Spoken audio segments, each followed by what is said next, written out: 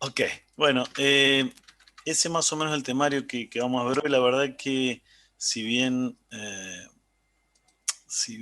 digamos, no tiene conocimientos muy complejos lo que vamos a ver, sino un poco eh, una intro, bueno, es bastante extenso. No sé si lo pudieron leer, si alguien lo empezó a leer, a la introducción de Taniman, del libro. ¿Se acuerdan que le dije que lo leyeran? Algo, profe, un poco. Ok. Bueno, es bastante larga la introducción, así que bueno, sin dar más vueltas, arrancamos, me van preguntando, vamos charlando las cosas, ¿sí? Eh, Arranca primero hablando un poco de historia. La verdad que es interesante, hay muchísimo para hablar de historia, pero bueno, tampoco quiero que se nos vaya la clase ahí. Como le decía el otro día, está bueno porque hay uno, a raíz de eso, se da cuenta por qué ahora las cosas son como son, porque obviamente han ido evolucionando, ¿sí? Vamos a ver básicamente los componentes o las partes que tiene un operativo, enumerar los distintos tipos, enumerarlos nomás, pues después vamos a trabajar sobre, al principio, sistema operativo de propósito general y después sobre eh, sistema operativo de tiempo real. Y, y por último, vamos a ver más o menos las distintas estructuras que tienen los operativos. Eh, Así que bueno, vamos. Eh, si bien las computadoras arrancaron en los 1800 más o menos y pico, en realidad el, la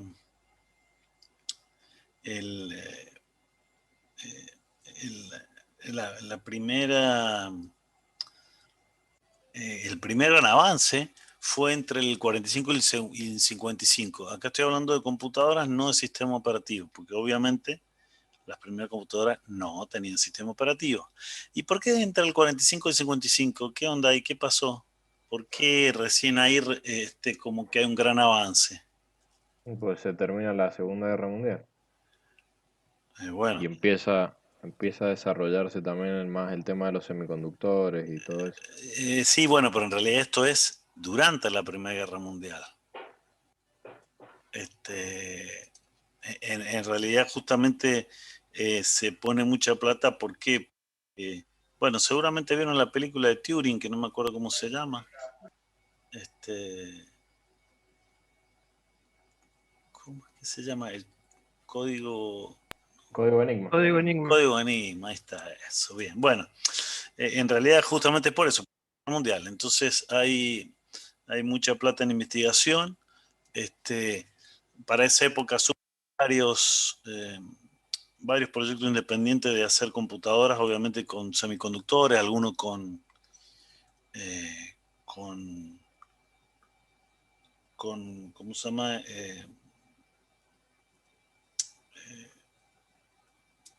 Contactores. Eh, y se usaban básicamente para cálculo numérico o para eh, cálculo de balística o cálculos para intentar descifrar justamente los mensajes que mandaban los alemanes con el código Enigma. Bueno, estas computadoras, bueno, tenían muchos problemas, pero básicamente ponía un código para ejecutarse y bueno, esperaba que tuviera una respuesta y si tenía suerte tenía una respuesta. ¿Qué problema tenían estas máquinas? ¿Cuáles eran los grandes inconvenientes que tenía? ¿Qué Y me el pueden contar? consumo La El disipación de tamaño. calor. energía que tenía. Consumo, disipación de calor.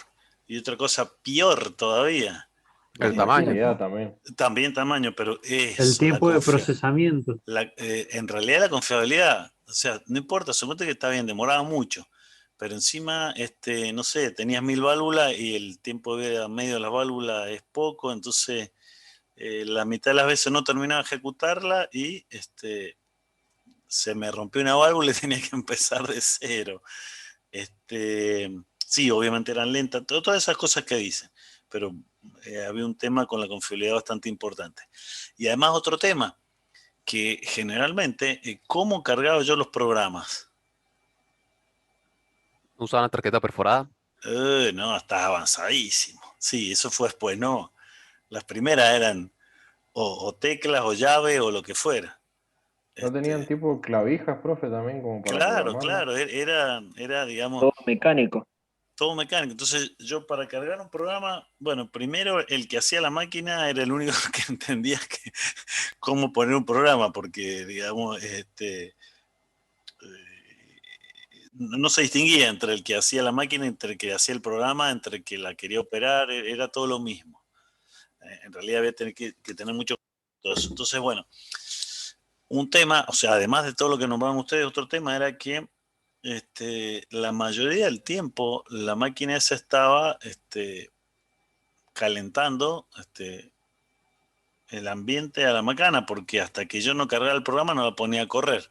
Además, supongamos que era lenta, eh, corría, pero bueno, se podría demorar más, pero mientras tanto, hasta que yo no cargara el programa, eh, canal YouTube, no sé cuál es ese canal, pero bueno, ya vamos a chusmear.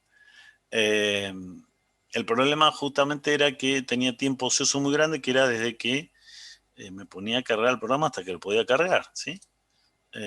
Básicamente ese fue uno de los mayores problemas y la poca confiabilidad. Como les decía, esto es un poco historia de computadora en sí, casi sin sistema operativo. Bueno, esto me lo pasó ahí nombra Tánima un par de computadoras. Esta es una alemana, un tal SUSE con Z y es su Z3. Esa es una foto de un museo de computadoras. Y fíjense que esto tenía teclitas y cosas para cargar el programa.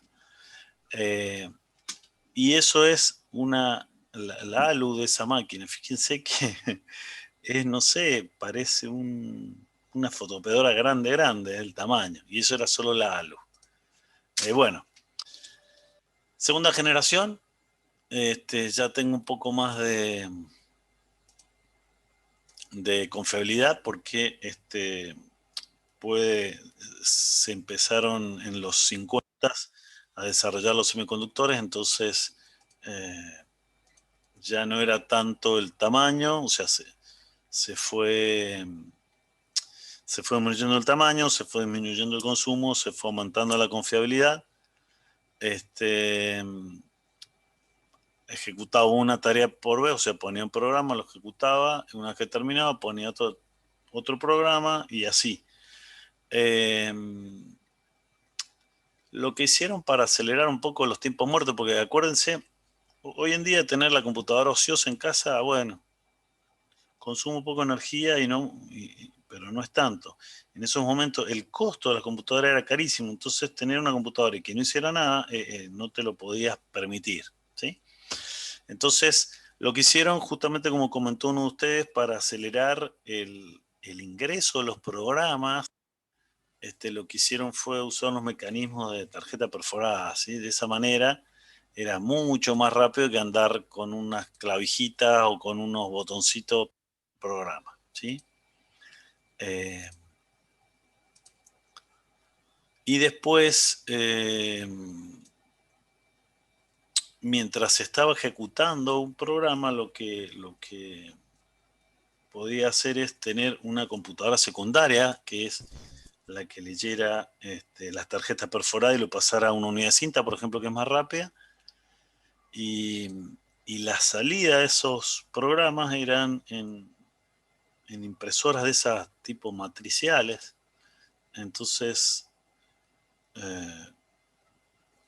otra alternativa era que la salida, en vez de hacer una impresora que era lenta, la hicieran se copiara el resultado en una cinta y esa cinta se pasaba a otra máquina secundaria que desde la cinta leía la cinta e imprimía. Entonces, eso me permitía acelerar o mejor dicho, aumentar el tiempo de uso de la CPU, ¿sí?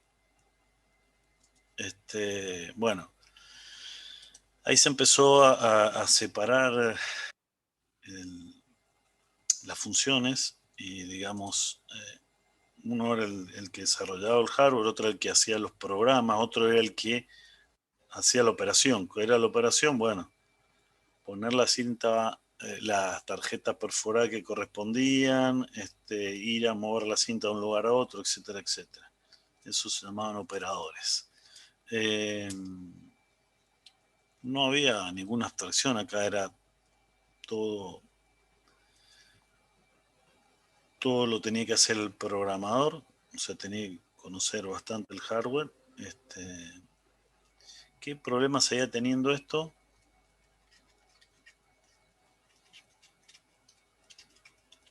Y la falta de multitasking, o sea, que solamente un programa a la vez. Bien, tenía un programa a la vez, entonces si el programa se ponía a leer, se demoraba. No podía, por más que ejecutar un programa a la vez,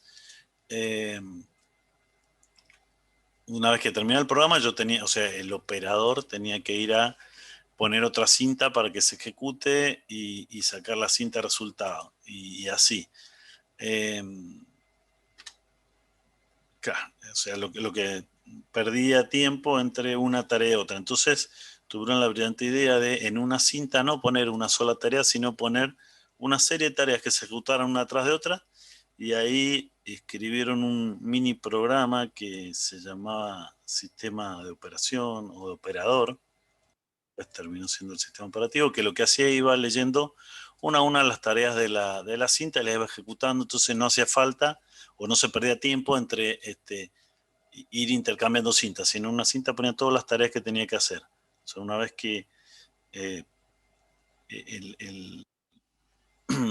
le daban todos los programas que se querían ejecutar, el operador iba cargando las tarjetas perforadas en una cinta. Una vez que la cinta se llenaba, recién ahí la pasaba y ejecutaba todas las tareas una tras otra. Esto se llama procesamiento batch, seguramente lo han sentido. ¿Cuántos son? Todavía no terminan de conectarse.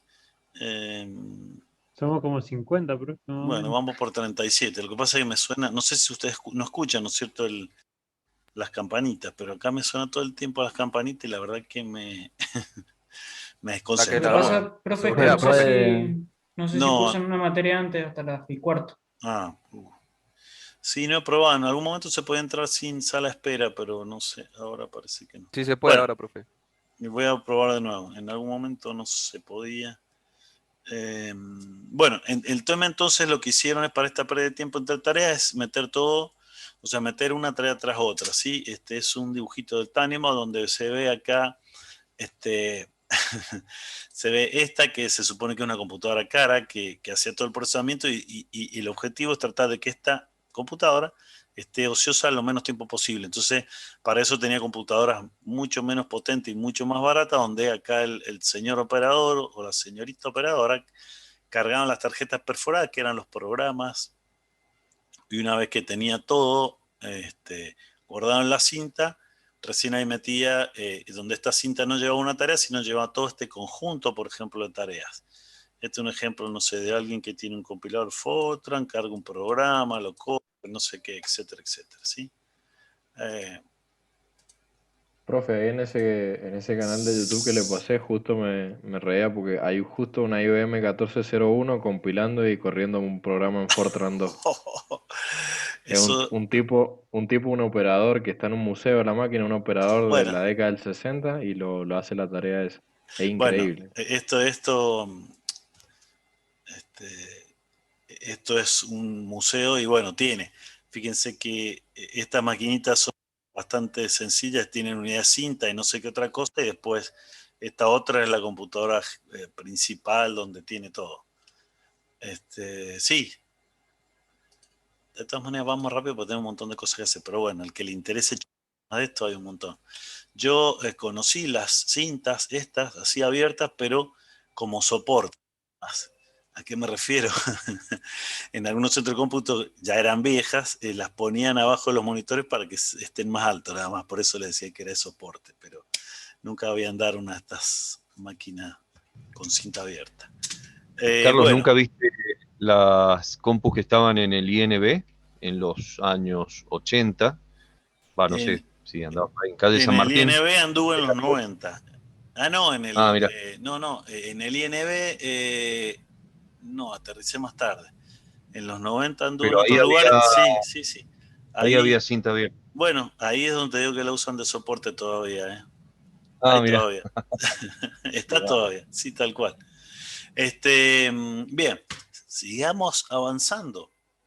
O sea, hasta ahora el sistema operativo era básicamente una rutina que lo que hacía, iba leyendo de una cinta tarea por tarea y le iba lanzando a ejecutar, ¿sí? Para tratar de evitar tener la CPU ociosa. Bien, tercera generación obviamente de computadoras, estas ya tenían circuitos integrados, entonces eran bastante más potentes, bastante menos consumidoras, bastante más confiables, ¿sí?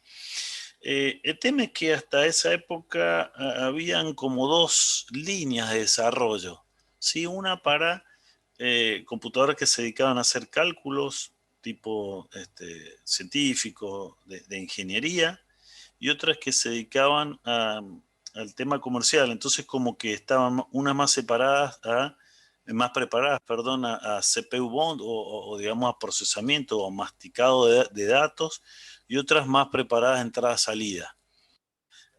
Bueno, IBM era uno de los grandes jugadores de esa época y tuvo una brillante idea de decir, bueno, voy a crear una sola familia de hardware que soporte los dos tipos de, de target, digamos, de la computación, porque hasta ese momento todos los fabricantes tenían una división que se encargaba por una cosa y otra división para otra, con hardware totalmente distintos e incompatibles, ¿sí? Bueno, lo que hizo, puso un solo hardware y los sistemas operativos básicos que tenían para cálculo y los comerciales también eran distintos, entonces lo que trataban de hacer es ponerlo todo en uno solo, ¿sí? Eso obviamente fue bastante desafiante, pero lo lograron hacer. Los sistemas operativos, bueno, quizá no andaban del todo bien en algunos hardware. Y otra cosa también que hizo, que me olvidé de comentarlo, que además de unir computadoras, digamos, orientadas a cálculo y comerciales con un solo hardware, también usar el mismo software para la máquina con menos potencia hasta la máquina con mayor potencia. Digamos, de alguna manera, estandarizaron el uso de un mismo sistema operativo para todo, ¿sí? En esa época ya tenían multiprogramación, eso le permitía, o sea, se habían dado cuenta que si una tarea necesitaba entrada-salida, hasta que no llegara la entrada-salida, que estaba ociosa la CPU, entonces vieron la posibilidad de cargar más de una tarea en memoria, sin, obviamente eso lo vamos a charlar después bien, pero creo que ya lo hemos hablado también, sin que se superpongan y hagan lío entre ellos, entre las tareas, pero con soporte de hardware, ¿sí? Bien, bueno, hasta acá, digamos, si bien se ha ido mejorando, ¿qué problemas todavía presenta esto? ¿Qué se les ocurre? La velocidad de procesamiento. Sí, bueno, se ha ido mejorando, pero ¿y por qué se demoraría ahora? Porque ahora ni siquiera al tener varios programas No, en el memoria. sistema de almacenamiento no era lo suficientemente rápido, si usaban cintas todavía. Sí, no, ya se habían empezado a usar discos rígidos, sí.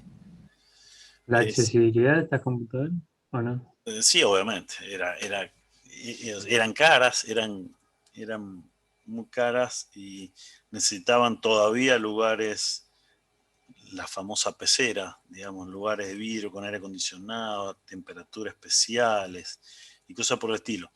El problema que seguía estando, o sea, si bien ya tenía más aprovechamiento de la computadora era, imagínense los programadores, ¿sí? Yo hacía un programa, lo hacía con tarjeta perforada, con lo que fuera, de ahí tenía que llegar a alguna unidad de cinta para que lo cargara y lo pusiera en un job o en un batch y que se iba a ejecutar en algún momento. Después de correr 10, 20, 30 tareas, no sé la que tuviera ese batch, me traía el resultado y el resultado me decía, error en la línea 2, se olvidó un punto y coma. No. y ahí era donde se colgaban con cable de red por los programadores, ¿sí? O sea, el problema era el tiempo entre que el programador quería correr su aplicación y entre que efectivamente tenía un resultado, ¿sí? Bien, este problema en realidad este problema sigue existiendo. El problema que nombro acá es que si bien hicieron un software que era compatible con hardware para cálculo y comercial y para poca potencia y mucha potencia, ese sistema operativo era bastante complejo e ineficiente porque, digamos, tenía muchas funcionalidades para las computadoras, digamos, de gama alta de cualquiera de estos dos sabores o de estos dos tipos de cálculo comercial, pero si quería correr el mismo software en una computadora entrada de gama o la gama más baja, bueno, era bastante complejo porque era muy grande el software. Entonces, bueno, tuvieron esos problemas, pero siguieron trabajando en ese sentido, digamos, en consolidar un solo software. Vamos a hablar un poquito de multiprogramación. Bien, ¿y qué otra cosa pasó en esa época? Aparecieron las mini computadoras. En ese momento nadie les dio mucha atención, porque la potencia de cálculo la verdad que era muy, muy chica, y el costo valía 10, 20, 30 veces menos que una computadora de estas que estamos hablando. Hoy en día se llama mainframe, ¿sí? Es raro que vean alguna, pero bueno, si no, vayan al canal ese que puso su compañero, ya lo voy a mirar, y pueden ver alguna. Con respecto a multiprogramación, algo ya habíamos hablado, pero la idea es que yo ponga en la misma memoria RAM varias tareas, entonces cuando una se está ejecutando y necesita entrar a salida, yo puedo automáticamente, bueno, no automáticamente, con ayuda de este software, que se ejecute otra de las tareas, ¿sí? Con ayuda de software y obviamente alguna ayuda de hardware, como habíamos visto en el capítulo anterior. Obviamente acá está, sí, tengo que tener una protección entre las particiones. Obviamente si tengo soporte hardware lo hago mejor. Y también lo que permitió o lo que le agregó al hardware esto, algo que era operación simultánea en los periféricos. Entonces ya no necesitaba tanto cintas para entrada ni para salida, sino directamente la computadora permitía leer de tarjeta perforada o escribir en una impresora sin que el programa tenga que esperar que termine, ¿sí? Eso se le llama spool o Simultaneous Peripheral Operation Online, ¿sí? Los sistemas de impresión generalmente se conocen en Unix como spool, porque trabajan de esa manera. Bien, esto, como les decía, o sea, si bien la multiprogramación mejoró, el problema que seguía teniendo es que los programadores tenían un delay bastante grande entre que querían compilar, por ejemplo, su programa y tener el resultado. Opa, que apareció todo de golpe. Bien, o sea, el programador perdía mucho tiempo. El programa no estaba, en el sistema operativo no estaba previsto el compilador. No, se cargaba un programa misional y los datos de ese compilador eran el programa propiamente, el fuente, ¿sí? Esos sistemas operativos eran bastante primitivos. De todas maneras, lo que hicieron o lo que se planteó para solucionar esto fue decir, bueno, ¿qué pasa si yo hago que la respuesta al programador sea rápida? Eso se llama time sharing o tiempo compartido, que básicamente es multiprogramación. Yo puedo tener más de un programa, pero tengo terminales o dispositivos periféricos donde una persona puede estar interactuando o trabajando. Entonces, como no todos los programadores van a estar a la vez escribiendo cosas, código o compilando, el sistema operativo lo que va haciendo es, mientras uno de los programadores está pensando, se levantó o o se fue a hacer un café o lo que fuera. Digamos que va asignando recursos. Tal cual, Recursos a cada programa. le va asignando recursos a otro programa, pero la clave es que ahora, a diferencia de antes, que yo tenía que esperar que me diera un resultado en una impresora o lo que sea, ahora yo puse un dispositivo que se llaman terminales BOA, por ahí le han sentido nombrar.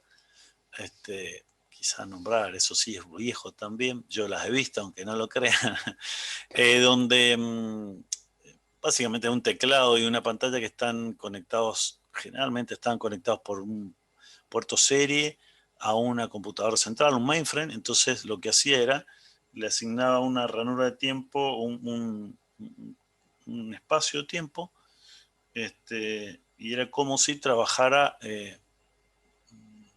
solo en la computadora, ¿sí? Nada más que lo iba conmutando en el tiempo, ¿sí? Básicamente era multiprogramación, pero con periodos cortos de tiempo, entonces yo tenía como una respuesta instantánea para el programador. Sí, perdón, ¿dijiste Digamos, algo? era como una multiplexación de los recursos de la computadora, Tal digamos, cual, por sí, así sí, decirlo. sí, hacía una multiplexación en tiempo, sí, sí. Y eso ¿No? se llamó tiempo compartido, se llama tiempo compartido. La verdad que le fue bastante bien con eso. A partir de eso, el MIT, ¿lo ubican al MIT? El Instituto Tecnológico Sí, sí. Sí, sí. Massachusetts. Sí, donde sale Stallman. Sí, sí, hay un montón de cosas que han salido de ahí. Bien, bueno, lo que hizo, había generado un sistema que se llamó CTSS, que fue el primero. Después se junta con un par de gentes más, de empresas más, para hacer uno mejor, ¿sí? Se junta con el Laboratorio Bell, seguramente lo ubican también, y con la gente de General Electric, que en ese momento se dedicaba a las computadoras. General Electric, el que conocen, el de la energía. Sí, Y ustedes dirán, ¿qué hace esta gente ahí, General Electric? Bueno, en realidad entre los tres deciden crear un sistema operativo que le llaman Multics, y la idea era vender servicios, o sea, no vender computadoras. Ellos iban a tener una computadora muy grande y el que quisiera servicio de procesamiento le ponían una terminal en su oficina y le cobraban por el tiempo de uso. ¿Les suena eso? Sí, como en el ciber. No, Claro, no, como en bueno, Internet. O sea, eh, hacer cosas en línea en Internet. como la nube en realidad, porque hacer cosas en línea Claro, las haces vos nada con parecido a la poder de actualidad. cómputo, claro, con cómputo tuyo. Ellos te dan una terminal boba que no tenía ninguna inteligencia, pero vos podías hacer algún programa o correr alguna utilidad y se ejecutaba en el sistema central y después te daba el resultado. Entonces te vendían procesamiento. Vos necesitabas procesamiento, te ponían una terminal y a otra cosa, ¿sí? O sea, no es nada nuevo en la nube. Es Esta como las gente, granjas de procesamiento, las tal granjas de cual, cálculo. sí, sí. Esta gente, o sea, ideó este sistema operativo, le fue mal y bien. Comercialmente le fue mal, pobre gente, porque a fines de los 60 el hardware que tenían, no, la verdad que no, no era suficiente, ni la potencia de cálculo. Entonces pusieron mucho esfuerzo en el software, en el sistema operativo, y lo que digo bien es que en realidad estuvo bueno porque tuvieron un montón de ideas interesantes que después fueron aprovechadas por otros sistemas operativos. Por eso en realidad le fue bien conceptualmente, le fue mal económicamente. Creo que el único que quedó ahí fue el MIT, y en los 90 daban servicios Multics. Hay un sitio por ahí, también se lo voy a poner, debe ser como que vos decís YouTube, es un sitio multics. No sé cuánto, que cuenta un poco la historia de los lugares que tenían multis, qué sé yo. Bueno, el tema quedó ahí, esto no sirvió, digamos, conceptualmente estaba bueno el operativo y la idea estaba buena, pero económicamente fue un fracaso. El tema es que algunos de los que participaron ahí, un par de personas, un tal Thompson y Richie, que seguramente les debe sonar o quizás les suene. ¿Les suena? No. Sí, los creadores del C, Sí, No, pero Kenny señor. Richie. Sí, Sí, le escucho, señor. profe.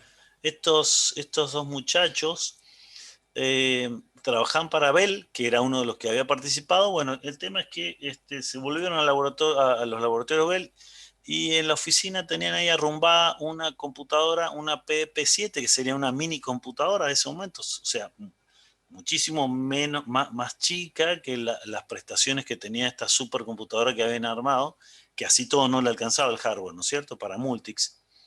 El tema es que parece tan aburrido, ¿no? Entonces lo que hicieron fue escribir un sistema operativo con algunas de las características que tenía Multic, nada más que como era para una computadora de uso personal, una computadora microcomputadora le llamaban, le pusieron Unix en ese momento, ¿sí?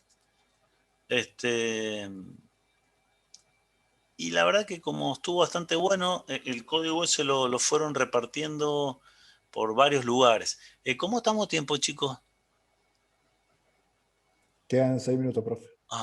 Mal, estamos mal, es la respuesta. Bueno, entonces después como que dijeron, che, la verdad que está bueno esto, y cayó en sus manos una computadora, una PDP-11, que era el mismo fabricante de él, EDEC. El tema es que, aunque ustedes no lo crean, en esa época no eran compatibles ni entre sí los de los fabricantes.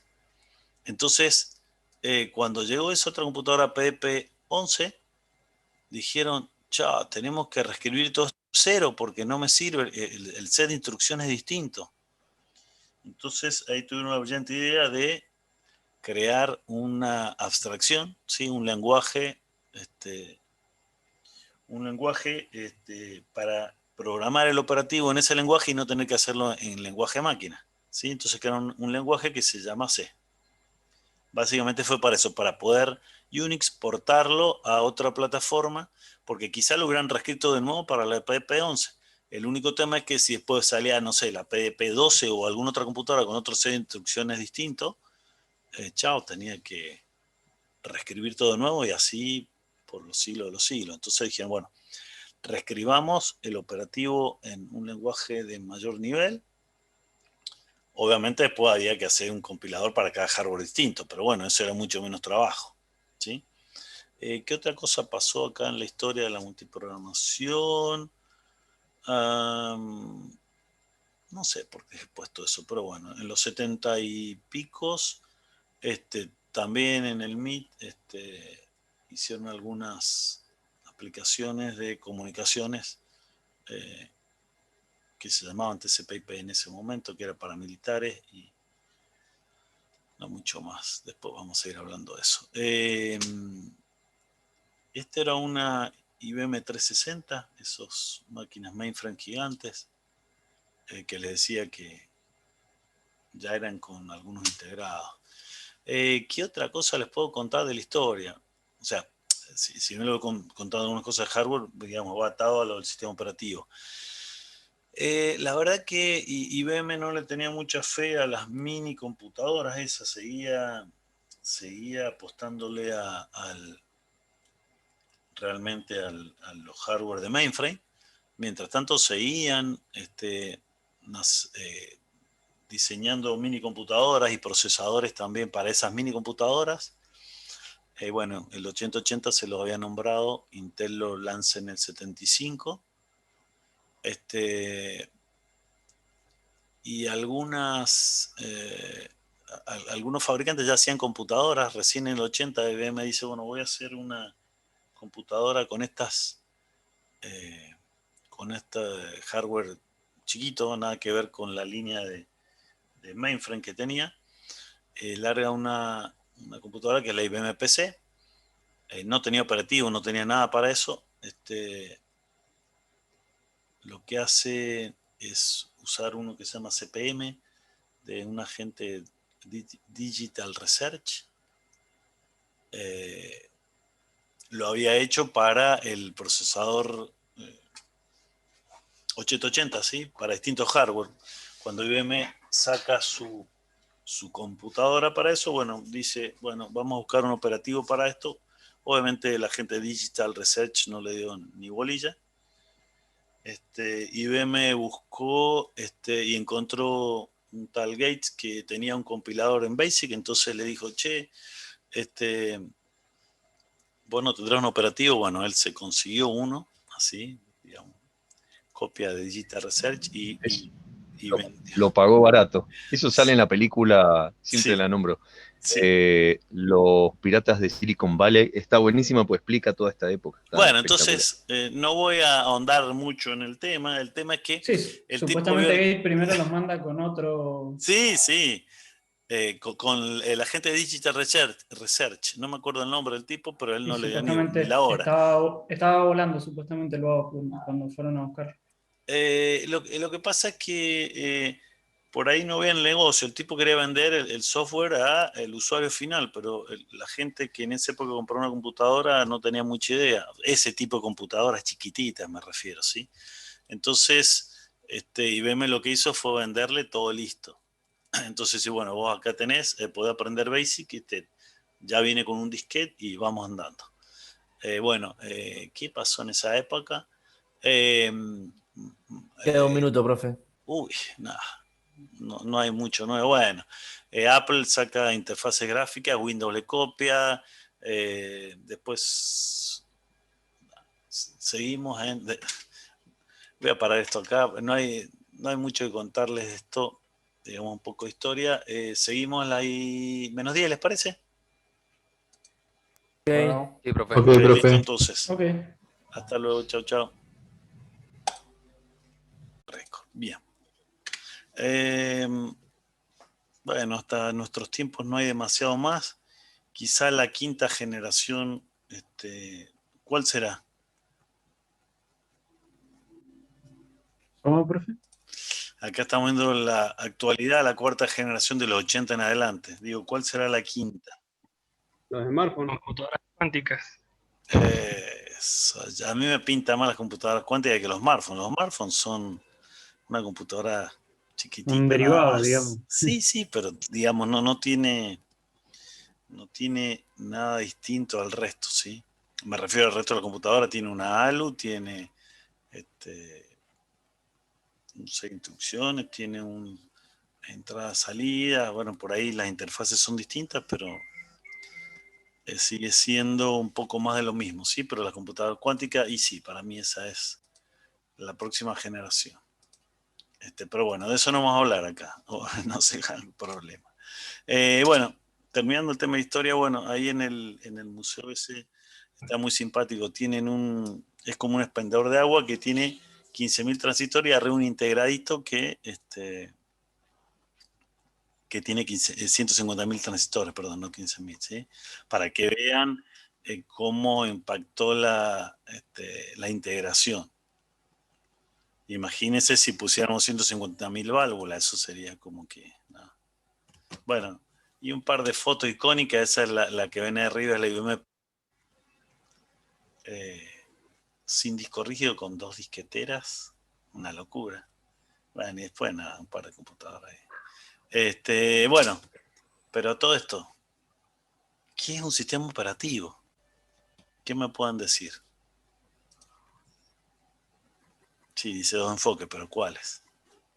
Básicamente, digamos, a grandes rasgos, es como una capa. O sea, es como nos proporcionaría una interfaz más amigable entre lo que es el Bien, hardware y el usuario. bien. Esa es una cosa, ¿sí? Ustedes piensen en que, a ver, no existe el operativo, listo, hago mi programa, no sé, que escriba algo en un disco, por decir algo, o que lea algo de un disco, ¿sí? Yo debería conocer cuál es el driver, o sea, el dispositivo periférico que tiene conectado y cómo programarlo, ¿sí? La interfaz esa.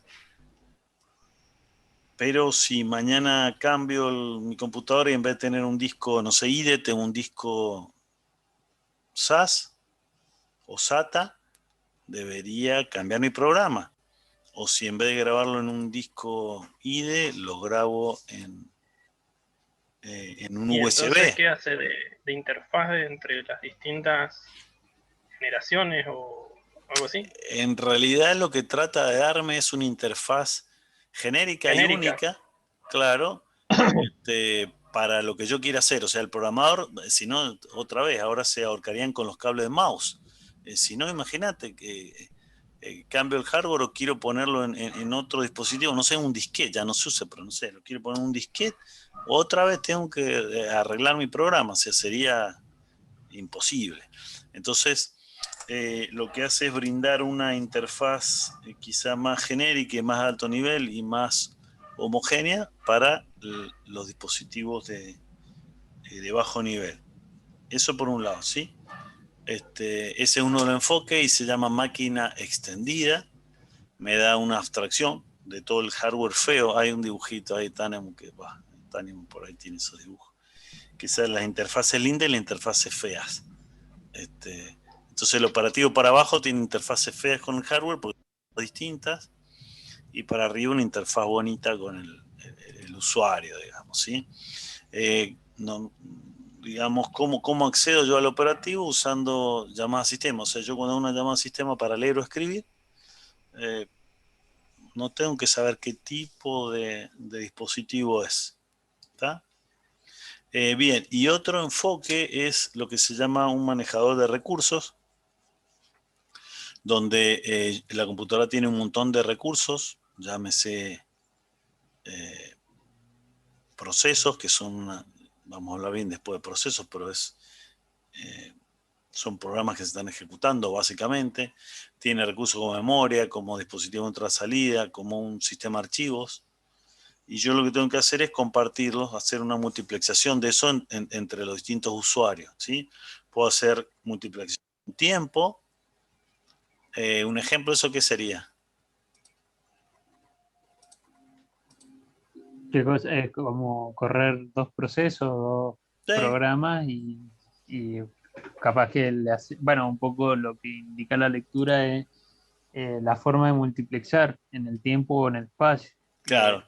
O corre uno primero, corre uno después, Claro, o le asigna claro. cierto espacio de memoria a los dos. Claro, bueno, yo lo que pregunté en realidad en multiplexación en tiempo justamente era eso. El ejemplo más sencillo es, digamos, yo tengo una sola CPU y varios programas a ejecutar, entonces lo que hago en el tiempo, asignándole la CPU a cada uno de ellos. Lo vimos en la clase pasada cuando hablamos de multitasking. Bueno, eso es multiplexación de tiempo. Manejo los recursos que tengo en hardware, y la otra en espacio es, yo tengo toda una memoria, pero resulta que tengo que poner varios programas, y entonces tengo que ir asignándole partes.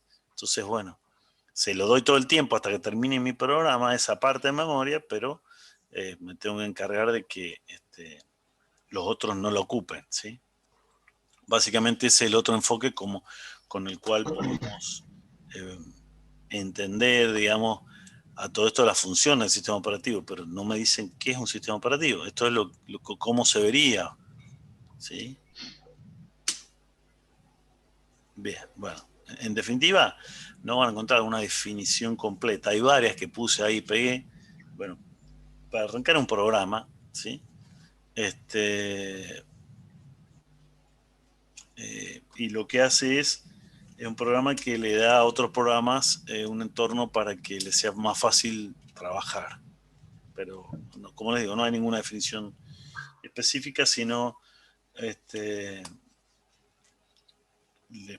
lo que cuenta Tánima o lo que podemos descubrir es que, bueno, básicamente su función es hacerle más cosas, la vida más fácil al programador, digamos, con abstracciones o con una máquina extendida, se le dice o se llama, sería un set de instrucciones de más alto nivel, por eso le llaman máquina extendida. Y la otra es multiplicar los recursos que tengo en todas las tareas que quiero hacer. ¿Está? Bien. ¿Hasta ahí se entiende? ¿Alguna duda? ¿Esto? No. Ok, bueno, Se sigamos. entiende perfecto. Ok, sí, como le digo, esta es una introducción. En realidad ya la semana que viene ya vamos a empezar a hablar de procesos y ya meternos más de lleno. Básicamente, ¿qué es lo que hace el sistema operativo? ¿Qué controla? ¿Qué es lo que se encarga de manejar? Bueno, lo que se llama gestión de procesos. Otra vez, los procesos lo vamos a ver bien en detalle la semana que viene, pero tómalo como un programa ejecutando. Entonces debería poder crear, terminar, suspender, reanudar procesos, ¿sí? Un sistema operativo debería encargarse de eso, lo podría hacer. Suspender y reanudar es porque si yo tengo una sola CPU, podría, digamos, intercambiarlos como habíamos visto en la multitarea. Debería poder gestionar la memoria, saber, digamos, de toda la memoria cómo está distribuida entre los distintos procesos o programas, asignarle para procesos nuevos memoria, liberar si un proceso terminó, liberarla para después poder utilizarla de nuevo, ¿sí? También tiene que encargarse del almacenamiento. No sé quién tiene el mic prendido. Lorena, creo. Bueno, no sé. Listo. Ahí lo muteé. Gestión de almacenamiento decía que me permite a ver, los dispositivos de almacenamiento son por bloques, los discos, lo que fuera. Entonces yo debería saber en qué bloque leer o escribir cosas y cuántos bloques. El tema es que va a cambiar la geometría dependiendo del tipo de dispositivo. Entonces si yo lo hago por bloques, la verdad que es un lío. Entonces lo que hacen los operativos, hacen una abstracción que se llama sistema archivos y archivos. Entonces lo que hago yo con el almacenamiento es poder crear archivos, leer archivos, borrarlos, crear directorios, borrar directorios. Directorios, para los que no saben, es lo que le llaman carpeta, ¿sí? En Windows. Todo eso lo debería poder manejar, gestión de almacenamiento, bueno, y además algunos temas como protección y seguridad, evitar que una tarea no monopolice la CPU, tema de seguridad, por ejemplo. Me refiero a que el resto no pueda ejecutarse hasta que no termine esa. Evitar que una tarea interactúe con otro, que escriba cosas o que rompa otra tarea. Bueno, todo ese tipo de cosas también se debería encargar el sistema operativo. Eso también tiene que ver con el sistema de protección que tiene el hardware para que no se le superpongan, Sí, señor, digamos, sí. Si no lo tuviera el operativo, bueno, ahí se le complica. O sea, si no tuviera ayuda de hardware, por ejemplo, ¿se acuerdan que vimos protecciones de segmento que era por si se iba fuera del límite y de tipos y obviamente de nivel de privilegio? Pero bueno, sí, la ayuda de hardware para eso. Si no lo tenés es medio complicado. Y también algunos esquemas de usuario y permisos de acceso. No hay que mezclar lo que vamos a ver, o me refiero a usuario, administrador o lo que sea, con los 4 niveles de privilegio, ¿sí? Por más que un usuario sea administrador, siempre está trabajando en un nivel de privilegio más bajo. Referido a lo que vimos en el capítulo anterior, ¿sí? Lo único que trabaja a nivel de privilegio alto es el núcleo del operativo. Bien. Básicamente esas son todas las funciones que hace un operativo. A grandes rasgos, podría tener más cosas, pero se encarga de gestionar todas estas cosas, ¿sí? Bueno, después hay una enumeración. Hay una enumeración de sistemas de tipo de sistemas operativos. No vamos a demorarnos mucho acá. Nosotros, como les decía, vamos a trabajar el sistema de propósito general y después vamos a incursionar en el sistema a tiempo real, ¿sí? Bueno, a propósito general, cualquiera que corremos en la PC y digamos, sirve para cualquier cosa. Tiempo real lo vamos a ver, pero digamos, tengo restricciones temporales. Sistema multimedia hace otra clasificación, son de tiempo real, pero más laxo, me refiero, digamos, tiene restricciones de tiempo, pero si no la cumple no pasa nada. PDA. Mi hermano, bueno, esto para mí ya no debería existir. Esto lo pone Tanema, pero esto eran las PDA, no sé, creo que la nombramos la otra. Palm. Sí, ya no Las existe Palm. más. Ya no existe más. Esto pero debería ser reemplazado por sistemas de teléfono inteligente, quizás, que en definitiva son medio de propósito general, pero bueno, también están pensados un poco solo para ahorrar energía, algunos.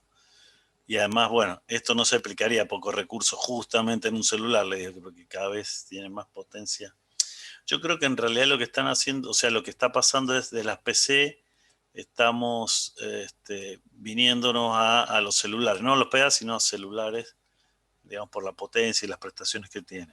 Básicamente eso, pero los PA ya, hoy en día nadie usa un PA.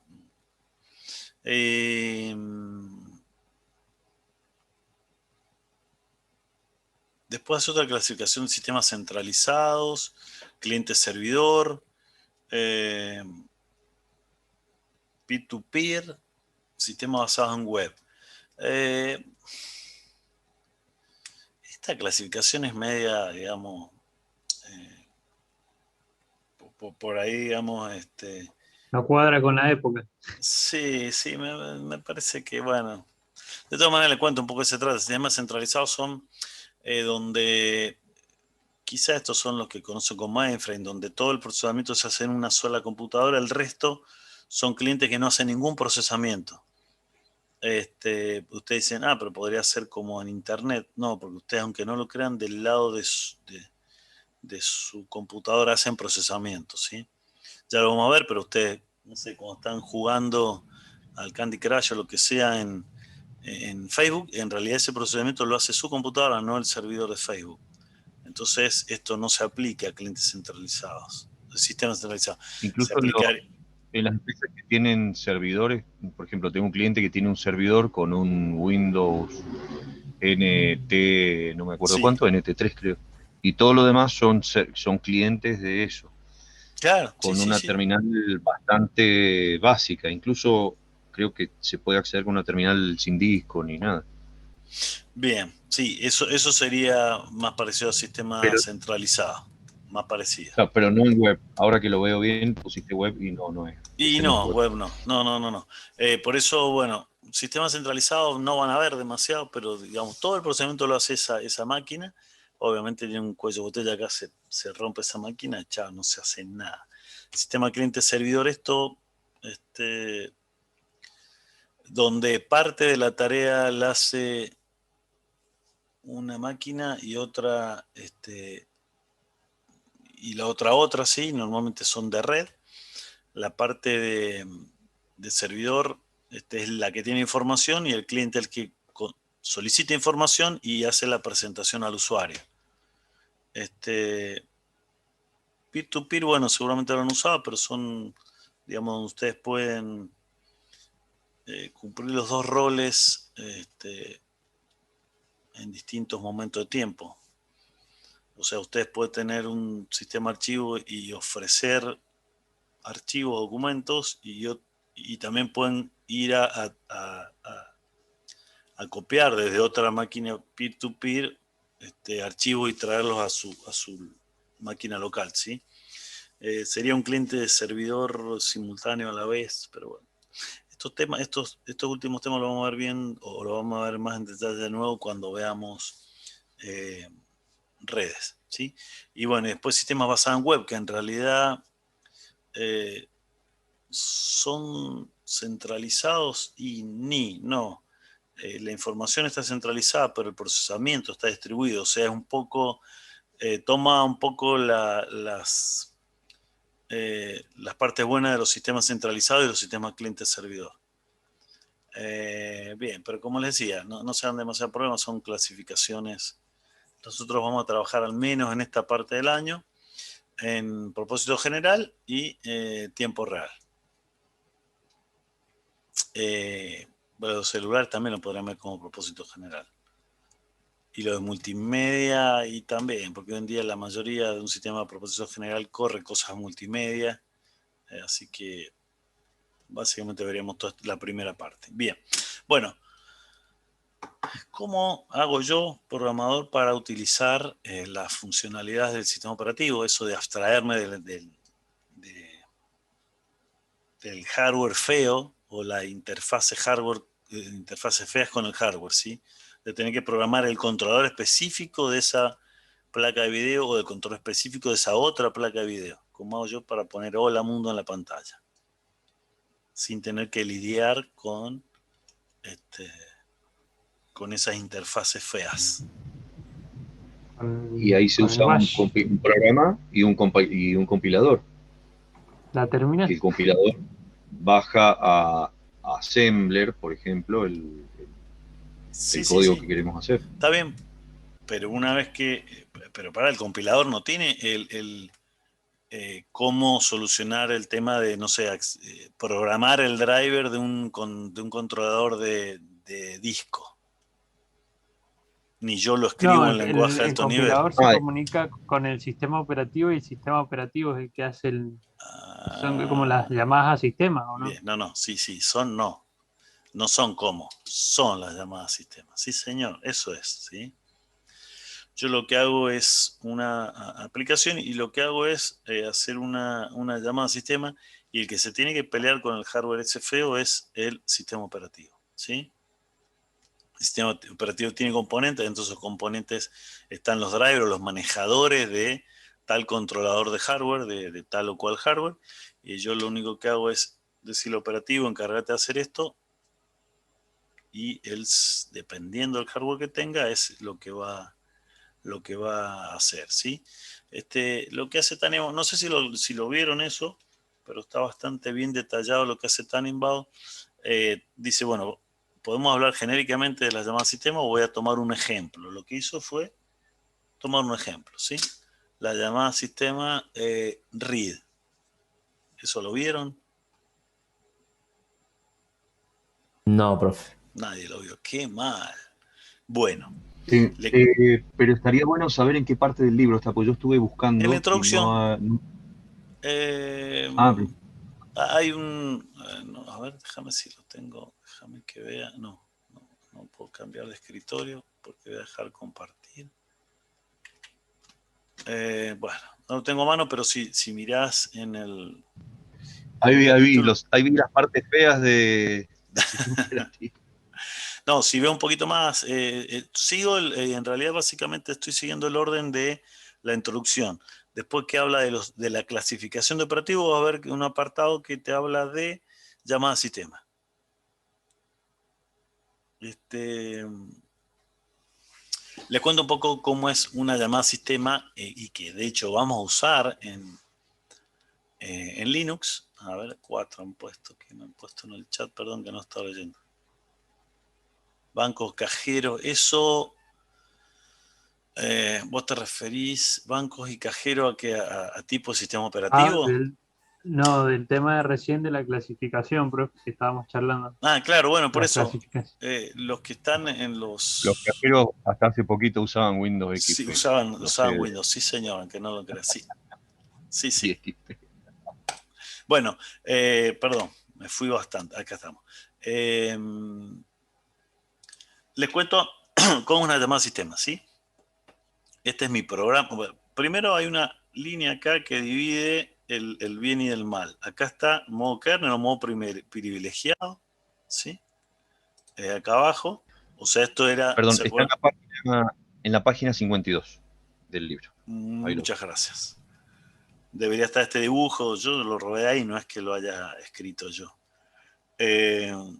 Y difiere un poco de lo que les voy a mostrar, pero no importa. Sí, igual les voy a mostrar esto que explica Tannenbaum, después les voy a decir, o les voy a mostrar lo que yo veo. Bueno, este gráfico tiene muy separado modo usuario y modo kernel. Sí, modo usuario acá, donde el nivel de privilegio es el de los niveles, es 3, bueno, ese es un 3, y este era el 0, ¿sí? O acá yo tengo todo el set de instrucciones, acá yo no tengo nada de entrada-salida. Bien, acá está mi programa, el que hice en C o en cualquier otro lenguaje, en Python o lo que fuera. Una vez que se compila o se interpreta, se está ejecutando obviamente en lenguaje máquina. Y arranco antes de hacer la llamada a sistema, que sería esta. En realidad, no, lo que yo en mi programa hago una llamada, un procedimiento read. Lo que hago es primero poner puntualmente read necesita 3 argumentos. Entonces lo que dice Tánamo que se hace primero es se pone en la pila los 3 argumentos que necesita. Read necesita un descriptor de archivo, que ya les voy a contar qué es, y no tiene nada que ver con los descriptores que vimos en el primer capítulo. Necesita un buffer donde guardar lo que lee de ese descriptor. Esto me dice como si fuera el nombre del archivo, ¿sí? Pero no es el nombre, se llama descriptor. Y me dice cuántos bytes voy a leer. Entonces yo lo que tendría que hacer es pasar esos 3 elementos, ¿sí? Lo que hace, o lo que dice Tánamo, que él normalmente hacen es pushear a la pila. Entonces los primeros 3 pasos son poner, y lo hace en orden invertido. Porque el primer argumento que lleva read es el descriptor, después el buffer y después la cantidad de bytes. Déjenme que les comparta otra cosa. Y les voy... y vuelvo después a esto. Déjenme que... ahí estoy. Man 3 read. Perdón, man 2 read. ¿Sí? Esto es cómo invoco esa llamada sistema de C, donde yo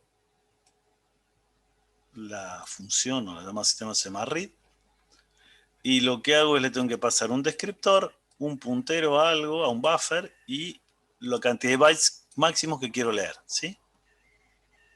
Lo que hace es, si read se puede ejecutar esa lectura, lo que hace es pone en el buffer la cantidad de bytes que leyó y le retorna acá la cantidad total que leyó, que va a ser igual o menor a lo que yo quise leer, porque parece que estoy casi al final de un archivo y digo lee 1000 bytes y el archivo tiene 10, va a retornar solo 10, ¿sí?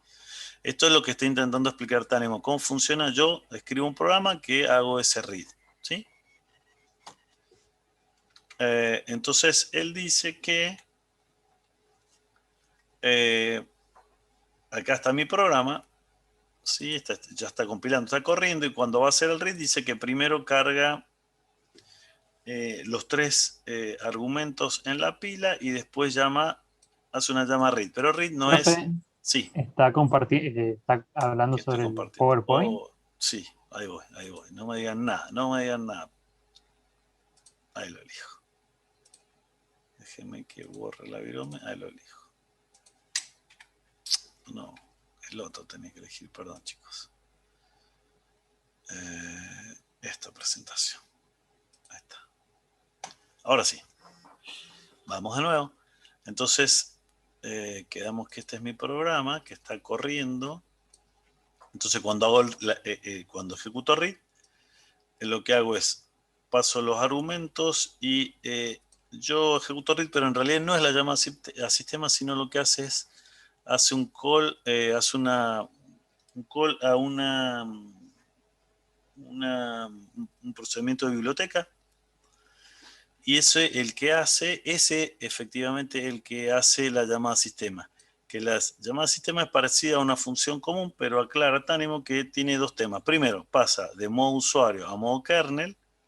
Y segundo, que no va a cualquier lado. O sea, yo no puedo decirle a dónde, sino va a un punto específico del kernel. ¿Sí? Que si recuerdan lo que era una puerta, básicamente lo llaman desde el nivel sistema operativo trap, pero en realidad es una puerta, un call gate, ¿sí?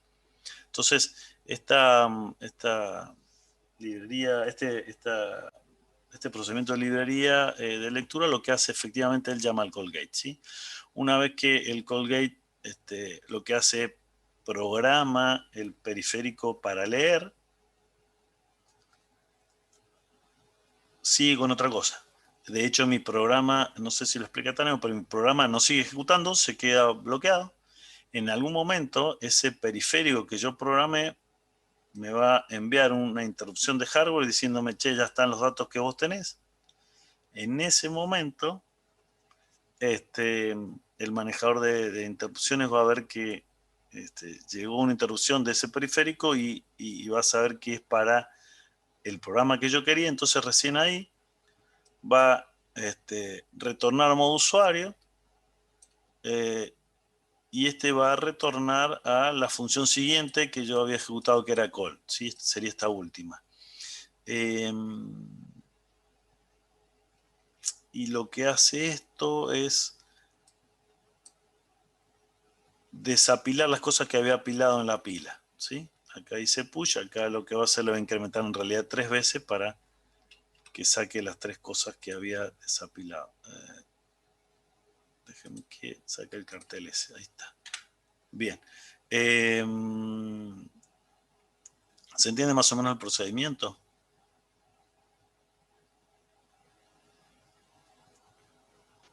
Sí, sí. Lo estoy terminando de procesar. Más o Está menos, es raro medio, porque tiene muchas idas y vueltas, pero cada paso es claro, como que se entiende. Es así, mire. De todas maneras, lo que quería mostrarles... otra vez voy a compartir esto de nuevo. No, les voy a mostrar un programa en C. Profe, si quiere, me parece. Ah, está. No, no se compartía la pantalla. Ahí está.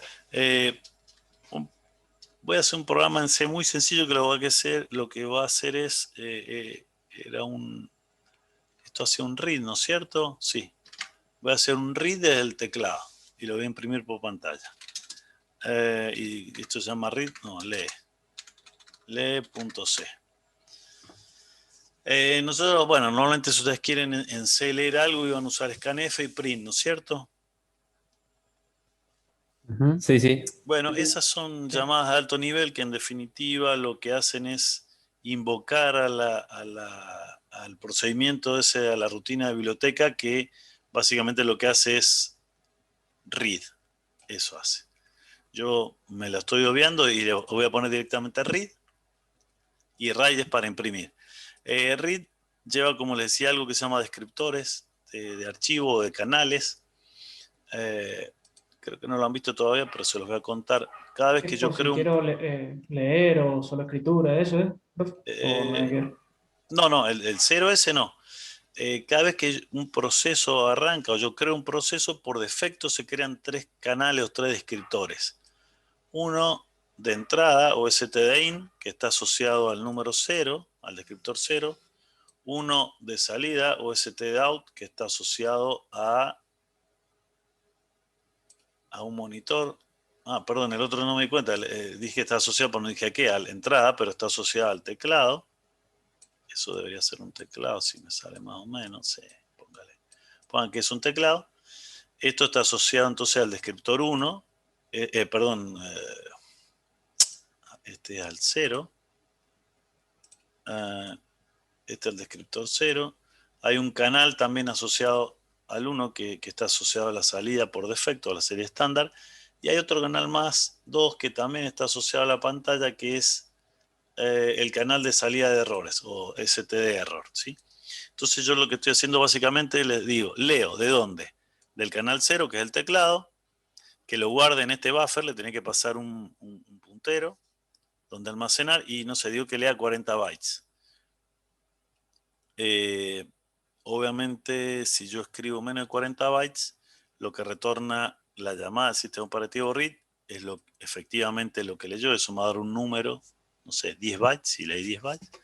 Y después la otra llamada al sistema que hago, no le expliqué, pero es parecida, es write, que es la inversa, y le tengo que pasar un descriptor, el buffer con el contenido que quiero escribir y la cantidad de bytes que voy a escribir. Pero esto está mal ahora que lo veo el programa, ¿sí? Porque yo acá debería, en vez de 20, poner leído. Porque no sé cuánto voy a escribir. Bien. Si esto lo compilo y lo ejecuto, esto debería ser lo que yo digo. Hola. ¡Qué barbaridad! ¡Qué barbaridad! Podemos chumear un poco. Ya estamos para ir a trabajar a SpaceX, profe. Vamos a chumear un poco, chicos. Esperen. Hay Profe, una... ¿Podría repetir, por favor, de la función del descriptor? Que no terminé de bien. entender la idea de qué es un descriptor y eso bien. Un descriptor es un número entero que está asociado con un canal. Mi programa en ejecución, cada vez que va a usar... En Unix todo es un archivo. Bueno, que lo voy a marear más, me parece. A ver, no vamos a arrancar por ese lado porque ahí se van a marear. Mi proceso para hacer algo necesita, generalmente el procesamiento es, abro un archivo, lo lee o lo escribe y después lo cierra, ¿sí?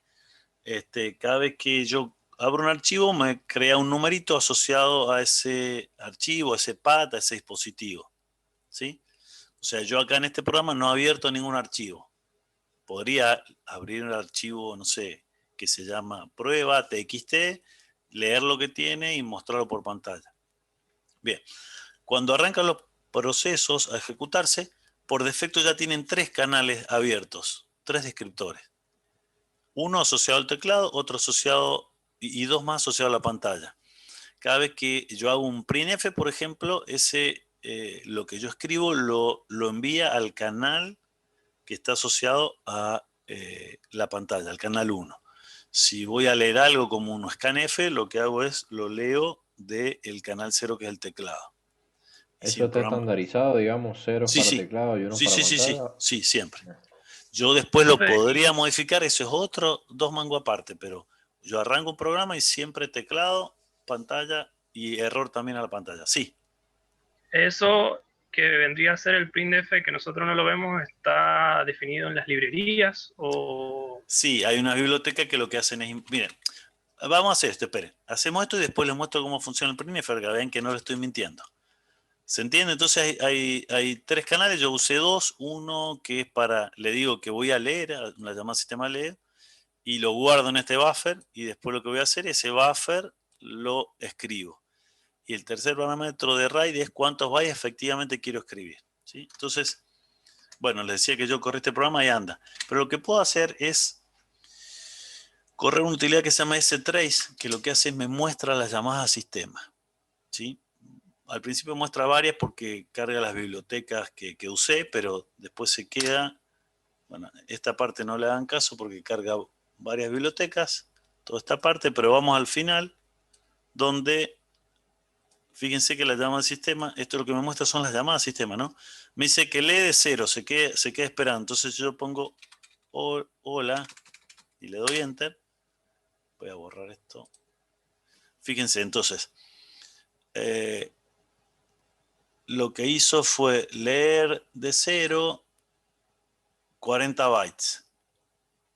En realidad, read retornó 8. ¿Por qué? Porque yo escribí solo 8 bytes. Y después, la otra llamada que ejecuto es write en el canal 1 y escribo los 8 bytes y ahí están los 8 bytes, ¿sí? Lo que me está saliendo esto acá es porque me lo muestra la pantalla y me lo mezcla igual que esto que está acá. Me lo está mezclando con la presentación del strace, ¿sí? ¿Se entiende cómo yo puedo ver una llamada a sistema? Voy a hacer otra cosa. Vim lay. Podríamos ver de nuevo el comando que strace, se llama muestra todo ese material. strace. O sea, en vez de ejecutarlo así, yo lo que hago, en vez de ejecutarlo así, lo que hago es, le paso como argumento a strace lo que yo quiero ejecutar. Y lo que hace me muestra todas las llamadas a sistema. Chao, fíjense que chao fueron 5 bytes lo que leyó y después escribe 5 bytes. Pero vamos a hacer una cosa, voy a modificar este programita y le voy a dejar como estaba antes. Ustedes supónganse que no tienen ni idea cómo son las llamadas a sistema. Ustedes saben printf nomás, que es lo que le enseñaron, ¿sí? Que está bien. Bueno, nosotros este año vamos a ver las llamadas a sistema, pero bueno. Si yo esto lo compilo, ahí lo compilé y lo vuelvo a ejecutar. Esperen que saque este cartelito. Punto barra lee. Esto va a decir las... ahí me escribió, le dio por teclado hola, pero porque lo había puesto así en el printf, ¿no es cierto? Pero básicamente hace lo mismo. Bueno, ¿qué hará si yo ejecuto ese trace? Un minuto queda. Uy, estamos en el horno. ¿Qué hará si yo ejecuto ese trace? Y me va a mostrar cómo llamó, digamos, al teclado. Fíjense que sigue haciendo la llamada write, ¿sí? Y acá yo le pongo chao. Y fíjense que está el chao y después está write en 1. Bueno, acá hay un texto fijo que estaba hasta ahí, que eso yo lo había agregado en el código, y después chao. ¿Sí? Y dice que escribió 28 bytes. Y siempre el printf, profe, lee 1024 bytes. No, el read, el Claro, pero scanf, el scanf. ese está hecho con scan. Scanf, claro, Perdón, con el scanf lee scanf. más el 24, sí, por defecto. O sea, no puedo leer más de 1024, digamos, con Y la yo no sé función si scanf. scanf tiene alguna opción, sí. Entonces estamos viendo que ese trace lo que hace es mostrarme básicamente lo mismo, ¿sí? Por más que yo hice un printf y un scanf, termina siendo un read y un write. Entonces, acá hace el read y acá hace el write. ¿Está bien? Voy a ir un poco más allá, ¿sí? Lo que voy a hacer ahora es, vamos a dejarlo con la opción corta, con la opción de bajo nivel, para hacer esta prueba. Esto lo voy a comentar. Bien. Lo que voy a hacer es primero, bueno, no sé si en compilado sabe, pero tiene varias etapas, ¿no es cierto? Entonces lo primero que voy a hacer es voy a hacer el precompilado. ¿Cómo lo hago? Lo voy a hacer así, que lo que hago es, básicamente incluyo todas las bibliotecas. Este es el archivo que generé. Si lo edito, van a ver que tiene un montón de headers del operativo que yo incluí, pero si vamos hasta el final van a encontrar básicamente mi código, ¿sí? Lo que hizo fue meter todas las definiciones, todo lo que hay en los .h que había puesto, ¿sí? Que están por acá arriba. Bien. El paso siguiente es convertir eso al lenguaje ensamblador. Y vamos a parar ahí. Eso me lo macheteé recién en el recreo, pero se hace así, ¿sí? Lo que hago es compilo, pero paro en ensamblador. Bien, y esto me generó un programa en ensamblador. No sé si lo ven. ¿Y por qué les Sí. quería mostrar esto? Porque acá, esta está la llamada que hace. Este es el call gate. Fíjense que acá puso 40, acá puso el buffer y acá puso el 0, que es el descriptor del archivo 0, pero en realidad no lo hizo en la pila. No sé por qué esta versión no lo pone en la pila. Por eso les digo, el ejemplo ese Tanimon a mí no me termina de convencer ese de la pila. Pero bueno, si él dice que lo pone en la pila, vamos a creerle. Sí, yo lo desensamblé y no está en la pila. Lo mueve algunos registros, pero déjenme que voy a compartir todo así, voy y vengo y no tengo que hacer este lío. ¿Sí? Fíjense que hasta esta llama sistema, acá el cambio de contexto, en algún momento va a retornar. Y después lo que hace acá también, hace la otra llamada sistema. Fíjense que acá están los tres argumentos que pasa. Que es 1, esto debe ser el buffer, y esta es la cantidad de bytes. Que no sé de dónde lo saca acá. No sé. Esa era la variable que yo creé, pero no sé cómo los pasa. Eso sí que no lo entiendo. Habría que ponerse a ver el ensamblador bien y los registros internos del procesador. Pero bueno, lo que quería mostrarles es que, en definitiva, el usuario o el programador por ahí no sabe bien las llamadas sistema. Hace un printf, pero en definitiva termina siendo un call gate que está acá y otro call gate que está acá, el write, ¿sí? Bueno, este ensamblador, si quieren, yo después podría compilarlo y pasarlo a objeto y después linkearlo. Esos son todos los pasos para llegar al binario. Si yo pongo make, hace todo de una y termina. Pero bueno, no quiero demorarme más con esto. Sigamos con esto. ¿Se entendió entonces? Profe, hay gente que quiere entrar, que ha Ahí está. quedado afuera. Eso le pasa por venir tarde, perdón. Sí, me quedo ahí, listo. Profe, y una consulta, ¿cómo salimos del BIM? Porque bueno, estamos probando. No es obligatorio el BIM, chicos, pueden usar cualquier otra cosa. Yo uso BIM porque ya estoy Sí, acostumbrado. pero estamos probando. Hacen así, lo más 2 puntos Q, o sea, 2 puntos va a modo última línea, en donde estén, hacen 2 puntos, van abajo y ponen Q. ¿Tiene alguna diferencia con el nano, profe, o son más o menos? El BIM tiene... ¿Usted cuál recomienda que empecemos a usar? No se compliquen. Es una herramienta nada más. No, si no está en este tema, no, usen Nano, que por ahí les es más amigable para ustedes. Lo que pasa es que el BIM tiene plugin de lo que se le ocurra, funcionalidad, es más, hay un libro, tiene como 300 hojas el libro que explica BIM, así que no tiene sentido que... no, usen Nano, vamos a para editar. Si es más completo, por ahí conviene empezar a usarlo como para irse... Por ahí la ventaja es que en cualquier instalación de Linux, de lo que sea, el BIM está, el Nano por ahí no. Pero lo han puesto Nano porque por ahí es más amigable para el que recién arranca. Bueno, no nos demoramos, todavía nos queda un montón. Bueno, ¿se entendió entonces esto? O sea, a lo que iba es que en teoría,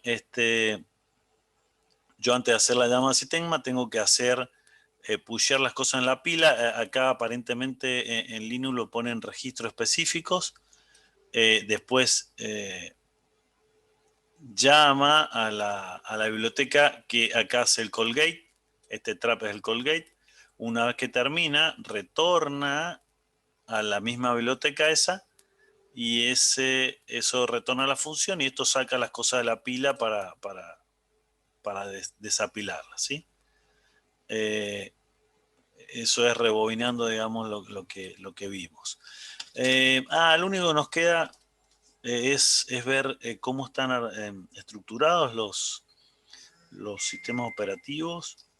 Hay varias formas. ¿Usted se refiere a la del microkernel y todas esas Exacto. soluciones por ahí? Sí, exacto. Están viendo las diapos, ¿no es cierto? Sí. No, estamos viendo la terminal. Está la terminal nomás. Pero yo le puse desktop que comparta, no sé lo que quiere esto. Ahí ven, ahí sí están viendo esto. Ahí sí, profe. Ahí sí. Ahora sí.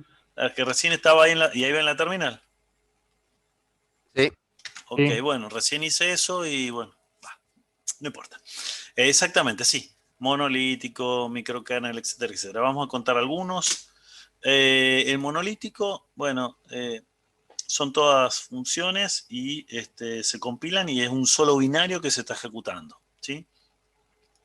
Igual se podría organizar digamos, por servicios. Generalmente hay una sola función principal, después esa invoca los distintos servicios y por ahí hay también utilidades, utilitarios o aplicaciones utilitarias que, por ejemplo, esta no sé ni qué será, la usa este servicio y este otro servicio, ¿no? Pero básicamente es todo una sola cosa. Lo pro es que desde cualquier servicio yo podría usar cualquier utilidad o del main puedo invocar a cualquier servicio sin tener ninguna limitación. Se ven todos los servicios contra todos los servicios. La contra es que, bueno, tendría que tener bien claras las interfaces porque podría hacer algo mal y eso haría que explote absolutamente todo porque es un solo programa. Explota, explotó todo, ¿sí? En los sistemas operativos, ¿cuáles eran monolíticos? Bueno, Linux es monolítico. Linux es monolítico, la única diferencia es que no carga todo. Tiene algo, ahora tiene, a ver si está puesto acá. Sí, tiene algo que se llama soporte de extensiones, ¿sí? Que me permite, digamos, poner lo mínimo y a medida que el operativo necesita algún driver de lo que sea, lo que hace es llevarlo a la memoria, si no, no lo usa. ¿Sí? Es parecido a los DLL, acá puse DDL, perdón, es DLL de Windows, ¿sí? ¿Y en Windows cuáles eran monolíticos? El de OS y cuál más. Hasta el Windows 98, sí. Después, en realidad, no son microkernels, son híbridos. Ahora lo vamos a ver. Pero básicamente monolítico es el Linux, ¿sí? Y la mayoría de los Unix. Todo esto no se lo comenté, pero Don Tannenbaum, el autor de este libro, hizo un sistema operativo. No sé si sabían. Le puso Minix, que es un sistema operativo también compatible con Linux. De hecho, Linux Torvald, cuando fue a hacer su Linux, tomó Minix como base.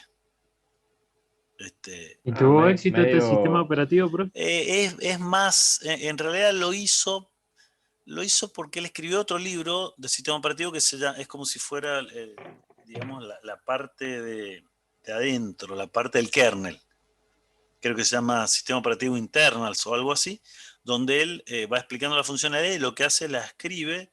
Entonces, si bien un sistema operativo es más didáctico, por ahí no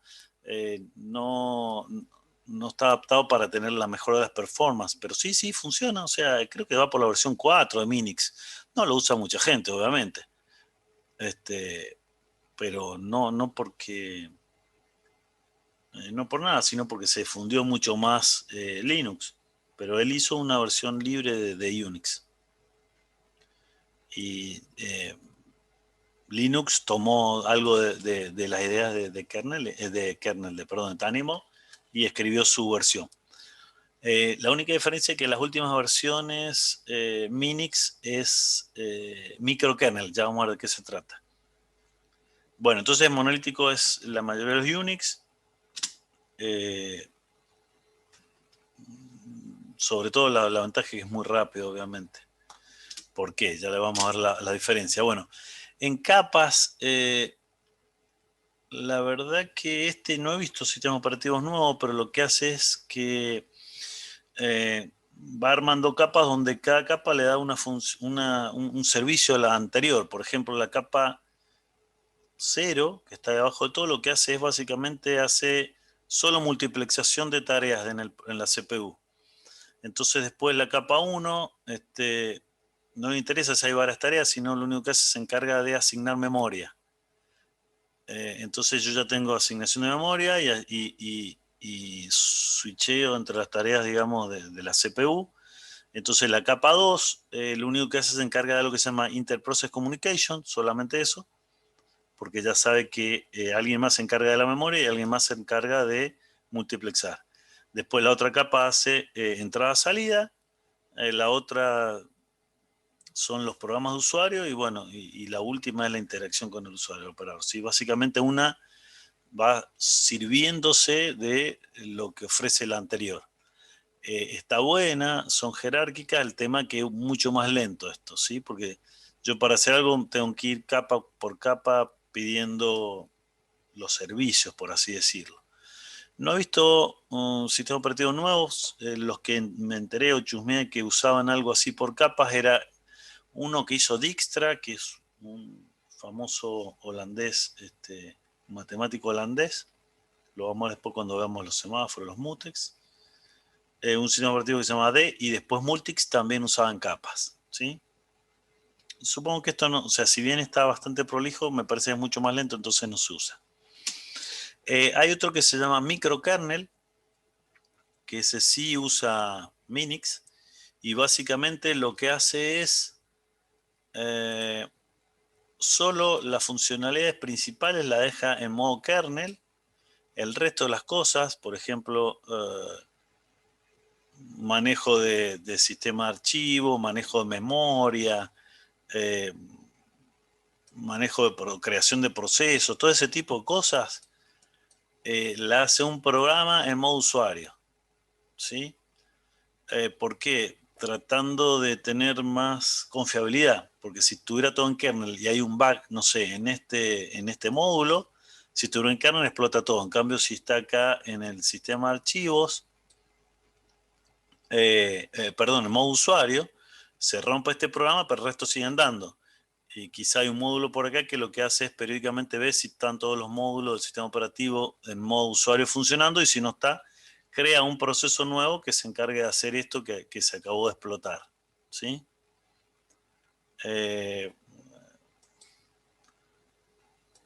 No sé. Como descartable sería. Cuando se daña, lo elimina directamente y crea Sí, otro. lo que pasa es que, bueno, si estamos usuarios, no sé, el manejo de procesos cualquier usuario común también podría acceder a eso. Me parece que tiene menos seguridad, pero bueno. O sea, básicamente lo que hace, deja los servicios mínimos en kernel y el resto de las funciones que no son primordiales las pasa a modo usuario. Microsoft tiene algo así, pero algunas de las cosas en microkernel y otras en modo usuario. O sea, se llama híbrido cuando tienen algunas cosas así. Minix es totalmente microkernel.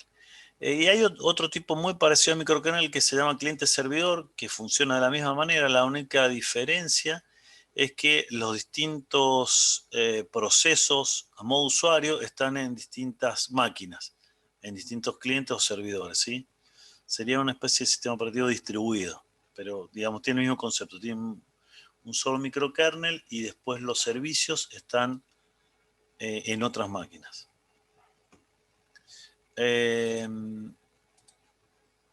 Máquinas virtuales. Esto básicamente se basa en el concepto que hablamos al principio, donde yo puedo multiplexar el hardware y hago multiprogramación, y por otro lado tengo una máquina extendida donde tengo una abstracción de la interfase FEAS, ¿sí?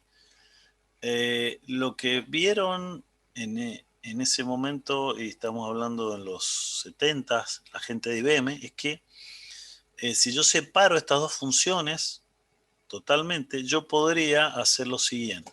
Déjenme que agarre la virome. Yo podría hacer un sistema operativo que solo se encargue de la multiprogramación. Entonces yo tengo acá el hardware y este sistema operativo básicamente se encarga de poder correr varios programas simultáneamente. Entonces, o de alguna manera aísla o separa los distintos programas. Yo tengo 3 programas y se ejecutan, y esto como no da una máquina extendida, básicamente solo hace multiplexación. Entonces estos programas que pongo acá arriba se creen que están interactuando con el hardware. ¿Por qué? Porque yo no tengo ninguna abstracción. O sea, yo no es que pongo una interfaz como read o write. No tengo ninguna abstracción. ¿Está? O sea, si yo quiero manejar con un programa que está acá arriba un periférico, tengo que yo escribir el programa. Porque esto, lo único que me hace este operativo es multiplexación de los distintos procesos que tengo acá arriba. Entonces, ¿cuál es el truco? Bueno, este operativo hace multiplexación y después, en vez de poner distintos procesos acá, lo que hago es instalo distintos sistemas operativos. Estos sistemas operativos, como yo no tengo acá una interfaz que me dé una máquina extendida, se creen que están hablando con el hardware, pero en realidad están hablando con esta capa. Y esta capa es la que se encarga de interactuar con el hardware. ¿Se entiende? Es bastante loco la idea, pero como les digo, esta idea... En ese caso sería, ¿sí? digamos, lo que está ahí nombrado como BM370, serían ya directamente direcciones, o sea, direcciones y datos. Y lo que hace es cambiarlo o sea, lo que ofrece la plataforma intermedia son direcciones y datos, y después eso sí lo pasa a la plataforma de abajo, a la chapa, digamos, al hardware. Claro, sí. O sea, la que interactúa con el hardware es este sistema operativo que hoy en día se llama hipervisor, ¿sí?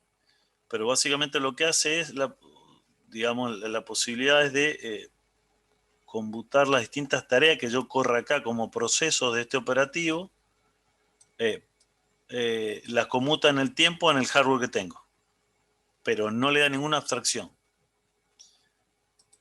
Y usted dice, bueno, ¿y qué gana con eso? Claro, que en realidad las tareas que van a correr arriba, esta o esta, en realidad son sistemas operativos que irían a, que de alguna otra manera, si yo no tuviera esta capa, trabajarían uno solo con el bare metal, con el hardware. ¿Se entiende? Entonces de esa manera puedo tener varios. O sea, digamos como que independiza a cada hardware, a cada periférico, con un sistema operativo aparte y después lo junta todo en la BM370 en este caso. Claro, en realidad la BM370 lo que hace es la multiplexación de hardware en distintos procesos o distintas Bien. tareas. Esas tareas o esos procesos los vas a tener que escribir vos, pero como el BM370 no te da máquina extendida, los deberías escribir como si estuvieras interactuando con el hardware mismo. Entonces vos decís, bueno, pero ¿para qué lo voy a escribir de nuevo? Si alguien ya escribió un sistema operativo para ese hardware. ¿Se entiende? Claro, solo lo multiplexa. Y es muy Solo complicado multiplexa. la implementación de el ¿cómo era? Hipervisor. El No, hipervisor. no, obviamente necesitas ayuda de hardware. Como Ajá, siempre. bien. Esto Hoy en día, ¿en qué se ve usado eso? Ahí te lo muestro. Esto en los 70 se usaba en esta máquina y esto hará unos 10 años más o menos empezaron a ver que estaba bueno y hoy se usa un montón. ¿Por qué? ¿Cuáles son las necesidades de hoy? ¿Por qué vos necesitarías tener máquinas virtuales? Y básicamente para ahorrar hardware, vos tenés un solo hardware y necesitas tener varios servicios, suponete corriendo en tu empresa. Por ahí, en un mismo sistema operativo, configurar varios servicios es un lío. Me refiero, por ahí vos modificás un servicio y sin querer influye en el otro o se rompe el otro. Entonces, lo mejor es configurar un servicio en cada sistema operativo distinto. Pero claro, ahí necesito, supongamos si tuviera 3 servicios, no sé, un servidor de correo, un servidor web o otra cosa, necesitaría tres máquinas. Entonces, bueno, pero y si yo puedo tener un solo hardware y virtualizar ahí y tener 3 sistemas operativos distintos, en cada uno configuro una cosa y listo. Y no interactúan entre sí, ¿sí? Que sería más o menos lo mismo que estoy hablando acá. Es más fácil de escalar también. Es más fácil de escalar. Bueno, y la otra, y la otra que, digamos, esto arrancó en las máquinas de usuarios comunes. Suponete vos querés tenés Windows, no te animás a reinstalar, borrar todo Windows y poner Linux, entonces vos decís, bueno, voy a poner una máquina virtual del otro operativo para ir probando, ¿sí? Perro chico. Pero lo que le dio mayor impulso a esto fue el tema de Internet, ¿sí? Normalmente, antes, si vos querías tener alguna visibilidad de Internet, lo que hacías es alquilabas un hosting, ¿sí? Que te daba una máquina. Lo que pasa es que una máquina para vos solo era bastante cara. Y si no, tenías que tener una máquina compartida donde no tenías el control total de la máquina, sino tenías una interfaz donde vos ponías tu sitio web y subías algunas cositas y nada más, pero si querías poner otra funcionalidad, no podías porque la máquina estaba compartida con muchos usuarios que la alquilaban. Entonces dijeron, bueno, pero ¿y qué pasa si una misma máquina, creamos máquina virtual? Entonces yo, en vez de alquilarte una interfaz web para poner tu sitio web, yo te alquilo una máquina virtual dentro de esa y vos adentro instalá y hacé lo que vos quieras, ¿sí? Entonces, obviamente, eso abarató un montón el costo de tener un hosting en Internet. Entonces, se empezó a utilizar muchísimo. Y bueno, sin contar que tenemos economía de espacio, economía de energía. No es lo mismo climatizar una sala para una sola máquina que para 10, ni una UPS y cosas por el estilo. Entonces, hoy en día se usa muchísimo, ¿sí? Hay 2 sabores, básicamente. Bueno, hay 3. Hay otro que no está acá, que se los voy a contar, que se usa, les diría, de hace 4 o 5 años, mucho más que todos estos, pero bueno. El primero sigue siendo el hipervisor como decía IBM. La ventaja es que se le dio soporte de hardware a los procesadores de Intel para lograr esa virtualización. La otra alternativa este es un paso intermedio que no se usa prácticamente. La otra alternativa es tener un sistema operativo, porque acá instalo un hipervisor que no me da ninguna máquina extendida, ¿sí? Entonces arriba instalo Windows y Linux o lo que fuera, un sistema operativo de cero, ¿sí? Como si estuviera en el hardware. La otra alternativa es poner un sistema operativo con algunos módulos de kernel que manejan el tema de multiplexación de distintos clientes. Entonces el hipervisor es el que me hace la gestión de los distintos clientes. Este caso es, por ejemplo, ustedes seguramente han usado VirtualBox. Sí, profe, Sí, lo estamos sí, usando sí. ahora también. Ok, En bien, ese sí. caso, profe, el hipervisor entonces no se comunica directamente con el hardware, digamos, sino No, con otro sistema operativo. no. Vos necesitas un sistema operativo que pueda trabajar con ese hipervisor. De hecho, si vos lo instalás en Linux y por defecto no lo tenía, te instala un kernel nuevo que tenga módulos que interactúan con ese hipervisor. Y el que se encarga de gestionar los clientes es el hipervisor VMware, VirtualBox, etcétera, etcétera. Bien. Profe, y el caso, por ejemplo, de Windows Sandbox, que vendría a ser como virtualizar distintos escritorios, como que simula, vendría a ser este último caso también. Gracias a Dios no tengo idea, porque de Windows no sé nada y ni hago nada. No sé qué decirte. También. Perdón. Es un... Pero bueno, Corta. podríamos chusmear. Alguien busque y después me cuenta. Les quería contar una sola cosa más. Ejemplos de virtualización, bueno, son todos estos. Yo he usado, bueno, Zen, VMware, KVM. Y lo que quería contarles que esta virtualización no es digamos, a nivel hardware, a nivel sistema operativo, sino es nivel aplicación Docker. Yo lo que hago es, supóngase, yo tengo una máquina, es que acá, bueno, no tendría el hipervisor ni tendría esto, ¿sí? Yo tengo una máquina y lo que hago es las aplicaciones directamente las separo entre sí y que no tienen acceso a nada. Digamos, una manera de empaquetar aplicaciones con bibliotecas, todas juntas. ¿Qué ventaja tiene eso? Que en este caso, supóngase si yo acá tengo un sistema operativo que tiene mi aplicación, esta es mi aplicación, están las bibliotecas que utiliza, está la llamada sistema del sistema operativo guest y después de eso están la llamada sistema del sistema operativo host. O sea, tengo un montón de capas por las que tiene que pasar mi aplicación antes de ejecutarse en el hardware. Si yo virtualizo mi aplicación acá y esto tiene mi programa, las bibliotecas, no usa kernel, la clave es que no tiene un kernel esto, o sea, esto no es un sistema operativo, es solo mi aplicación con las bibliotecas que usa. Lo que hace es usar el sistema operativo del host que usa el hardware, ¿sí? ¿Qué me ahorro? Todas estas capas que tiene de más. ¿Cuál es la única desventaja? Que obviamente puedo virtualizar un montón de máquinas, pero todas para el mismo sistema operativo que yo tengo instalado, ¿sí? Por ejemplo, Linux. Lo bueno es que hay millones de este tipo de máquinas prearmadas con todas las bibliotecas y las aplicaciones que ustedes quieran. Esto, así como lo ven, en realidad se llama contenedor, seguramente lo han sentido nombrar. ¿O no? No. Espero que sí. Sí, Docker. el de la ballenita.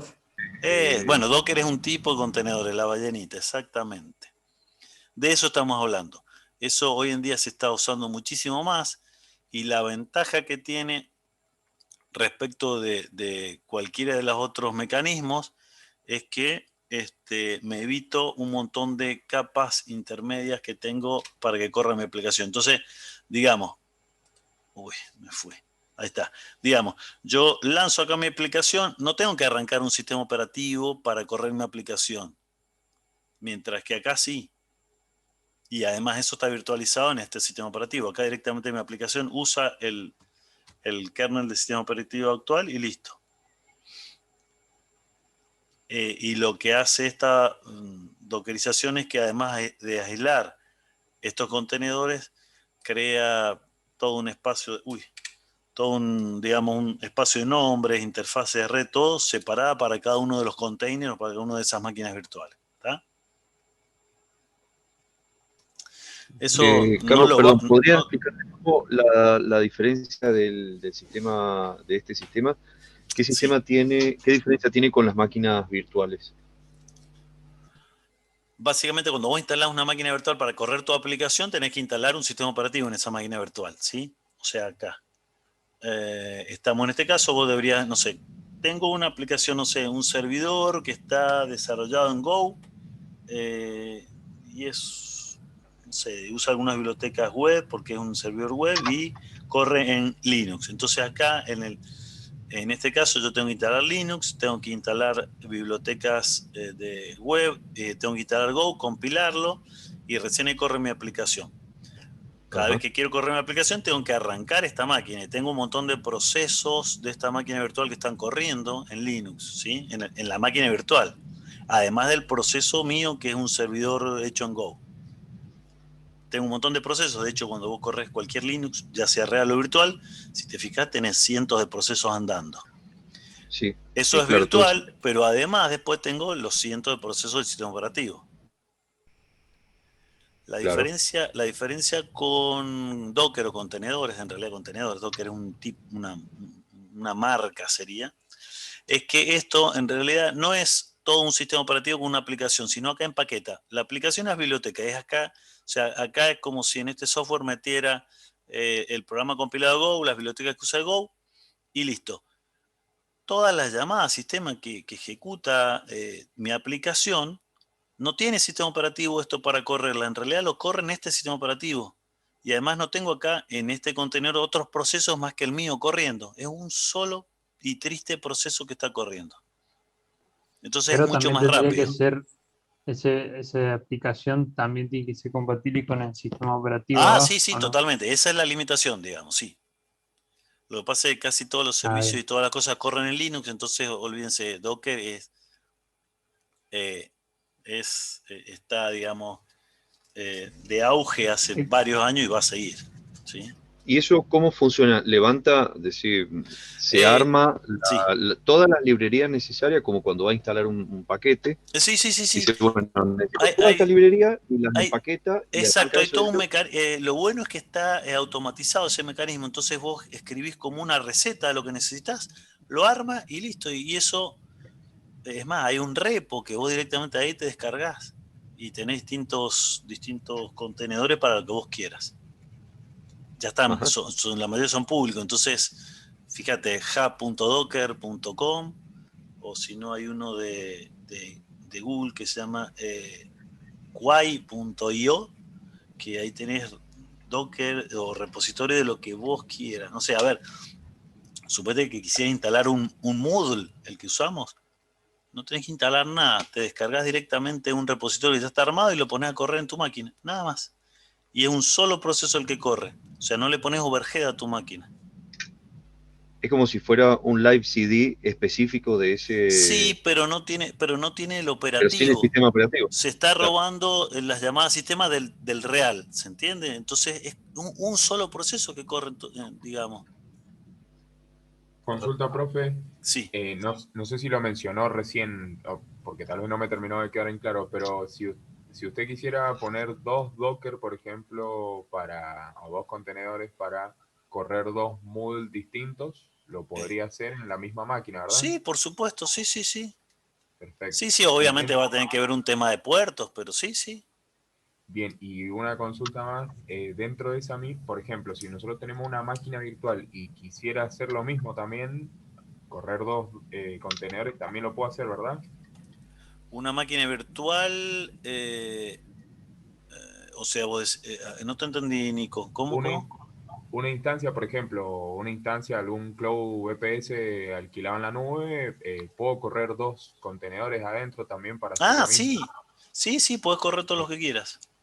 Perfecto. Obviamente si te da el hardware, pero el overhead que tiene un contenedor es muchísimo menos porque no tiene operativo. O sea, todos los procesos del operativo, miren, esto se lo siguen viendo. Si yo pongo top, Esto me dice, miren, mi máquina está bien que ahora tengo varias cosas abiertas, pero estoy corriendo 277 procesos.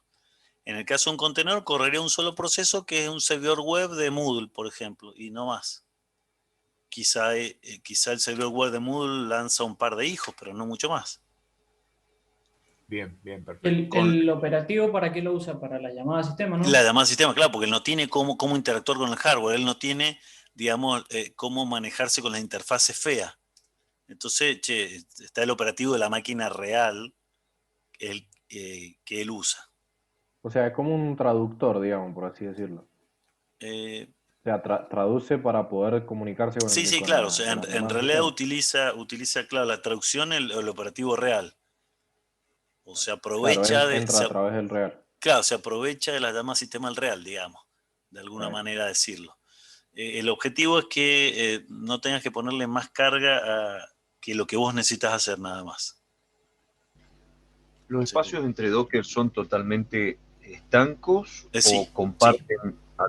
Son bueno, estancos. vos podés hacerlo compartir. Esto se escapa un poco de lo que vamos a ver. No vamos a ver Docker, pero se los cuento que se usa muchísimo. Sí, vos podés, si querés, podés compartir networking o no. Si querés, podés compartir espacio en disco o no. Por defecto no comparten nada. Ah, bien. Ajá. Cada Claro, uno... que se puede hacer un compartimiento, digamos, de datos. Sí, podés hacer, lo que... Sí. Es que básicamente terminan siendo procesos, entonces sigue cumpliendo las reglas que veamos de procesos, cada uno en lo suyo, y nadie se mete con el otro. Ok, bien. ¿Cómo estamos a tiempo? Me parece que mal. Quedan 3 minutos. Oh, bueno. Vamos a una cosa. Nos vamos despidiendo, pero no sin antes invitarlos a un... La verdad que este cuestionario es bastante... No sabe qué hacer porque no es un cuestionario que tenga muchas cosas conceptuales, pero bueno, son 3, 4 preguntitas, lo lanzo y lo hacen, puede ser, y ahí terminamos. Así que si se corta esto, bueno, termínenlo y yo lo corto. Que tengan un lindo fin de semana, los que son creyentes, felices Pascua, los otros, feliz fin de semana largo, y nos vemos el martes. Estudien el capítulo de procesos, que es el siguiente, ¿sí? Profe, pregunta, ¿cómo accedemos? ¿Nos pasa el link? Ahí está, ahí lo estoy largando, ¿lo están viendo? Sí, se ve la pantalla. Ahí va. Accedan acá. Ahí está. Pongan joinmyquiz.com 044841 y listo. Bueno, y paro de grabar. Esto igual ya se corta, no importa, se corta, pero bueno, terminen el cuestionario y yo después les mando el resultado.